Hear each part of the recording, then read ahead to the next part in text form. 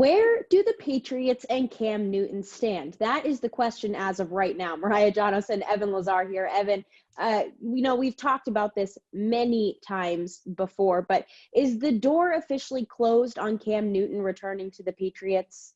Absolutely not. And I think that when you speak to people that have talked to Cam, his number one choice is still to come back to the Patriots. And I think that that is obvious, but what might not be as obvious is the fact that there is internal support in New England for bringing Cam back. And I think that there is a general feeling among some people with the Patriots that last season was a really difficult climb up the mountain for Cam Newton, that he had the COVID situation, both personally and as a team. He was late to sign it in July with the team, and there was a very abbreviated training camp. There was no preseason games. We've gone over this before. We know sort of the obstacles that Cam Newton had to overcome in his first season with the Patriots. And I think there is a lot of belief on both sides that if Cam were to return with a better lead up to the season, with better weapons around him, that he would have a much better season than what he had. And we did hear this publicly towards the end of the season, how much support there was for his work ethic. And I think that that really impressed people in the building, how much he was able to put into last season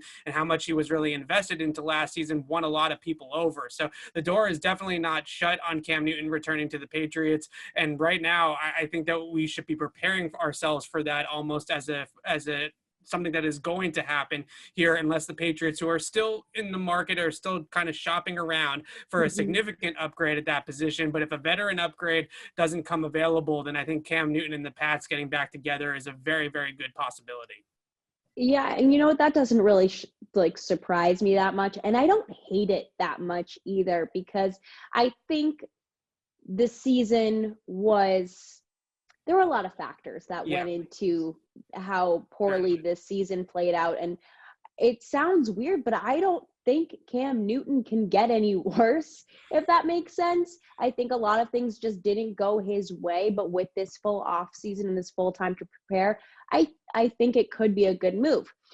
Now, if your life is being affected, this is totally off topic here, but we got to do what we got to do. If your life is being affected by chronic pain, then go see our friends at Marigold Medical.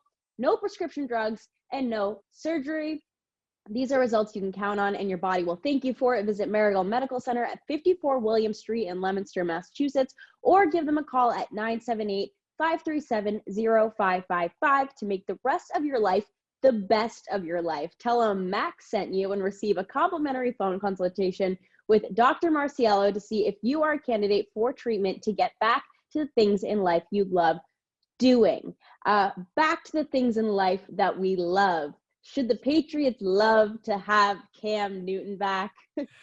It's a tough sell, right? And I can understand why a lot of fans watching this video are going to be like, no, this is not the route we should go down.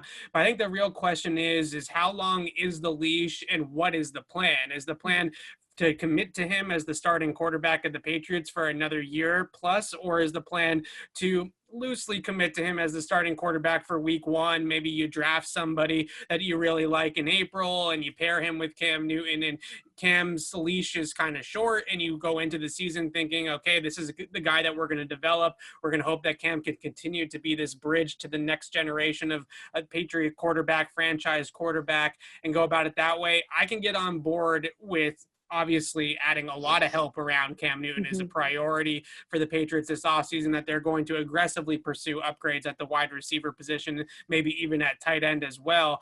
And then secondly, just assuming that that happens, I still would like to see them add a quarterback in the draft that can be a young guy to come in here and develop behind a Cam Newton, maybe somebody like a Kellen Mond, who I know that down at the Senior Bowl they really liked, a 3-year starter who won game MVP at the Senior Bowl and kind of fits a lot of the things that they like to do, and is also a little bit more of a mobile type of quarterback. Now, I'm just throwing Kellen Mond out there. That's not anything that is set in stone, but that sort of pairing of Cam with a second or a third round quarterback, using those top assets on things that they can do around the QB to build up the roster around the guy, whether it's a defensive player at 15 or flipping that pick for a wide receiver or something like that, I think is probably the most realistic route that the Patriots are going to go in this offseason, because right now the asking price for some of these veteran quarterbacks like a Carson Wentz or a Derek Carr is just astronomical, and the Mm-hmm. Patriots are not going to go there. Whereas the other guys like an Aaron Rodgers or a Dak Prescott or even a Deshaun Watson, I don't think are as available as some people would like or some people would hope for New England. So Cam plus the young quarterback in the draft plus a whole lot of help around him, that seems like where we're headed right now, but it's very, very early in the process, obviously.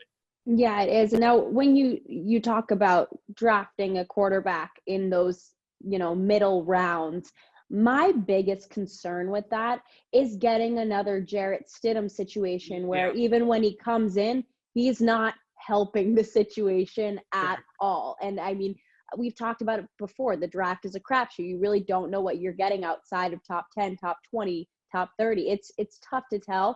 But that would just be my biggest concern if you have Cam Newton and you're taking a middle round quarterback. It just seems like more of the same. But you're right. If they use that top pick on a solid receiver or a tight end, maybe that could change things drastically. Who knows? But it's a very good perspective to have, honestly, that it sounds like the same, we're running it back with the same right. exact situation. But I think the optimism can be that if they do use, let's say they use 46 or 47, it goes back and forth which one that pick is, their second round pick, right? Let's say they use that one on a quarterback, or they use their third round pick that's going to be coming from the comp formula with Tom Brady leaving. Mm-hmm. They use that on a quarterback. Maybe it's a top 100 pick instead of a guy like Jarrett Stidham who was outside there, and you can get your next Jimmy G, Jacoby Brissett developmental project who might not be ready to start week 1 right away, but you would hope by year 2, maybe year 3 at the latest, will be ready to play. And you just hope that it works out better than Stidham. But certainly I understand that it feels and seems, and a lot of people are going to be frustrated if this is the outcome, because it sounds exactly like another 7-9 season picking in the middle of the first round with no playoffs. Yeah, it certainly does. But I mean, like you said, it's still early. So yes, we'll see what happens, and we will keep our eyes and ears peeled in the coming weeks. For all of our Patriots coverage, head to clnsmedia.com and subscribe to our YouTube channel over at Patriots Press Pass.